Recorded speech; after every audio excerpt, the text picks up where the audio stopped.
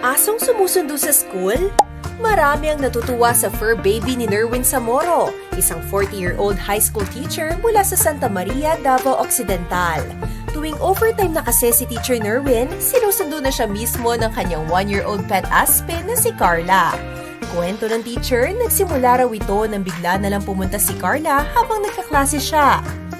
It was in the 3rd floor of a 4-story building. I was so shocked because pumunta siya doon sa 3rd floor. I was having my class and suddenly, nag-appear siya doon sa 3rd floor. Maybe Carla heard my voice doon sa baba. Kasi our house is just, I think, 60 to 70 meters away from the gate of our school. Street smart daw kasi si Carla, kaya naman nadiskubre niya kung saan pumupunta si Teacher Nerwin.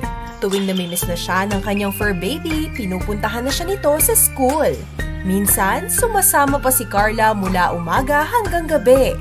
I was so shocked because I always have my overtime in our school. I usually go out mga 10 p.m. It was so surprising kasi it was in the 2nd floor. Tumahol siya sa labas. I went to the door and it was Carla. She jumped to me and she was so happy nang nakita niya ako. It really signaled me na umuwi na talaga. I can really feel the love of Carla. I can see how excited she is when she can be able to see my presence. She's very special.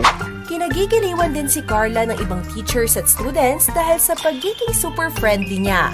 Minsan pa nga, sinasama rin niya ang pamangkin niyang si Jill bilang backup para pauwiin si Teacher Nerwin.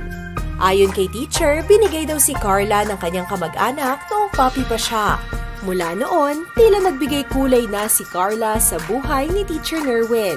One thing that I learned from Carla is being loyal to a friend. I can consider Carla as a friend who will go out of your way just to be with you all day long. It's something that is beyond a pet. You can see the additional love that can compare to human. Something that is worthy of giving back. It's not all the time that you can have a dog that cares for you, nag-aalala sa'yo. I think I can feel that from her.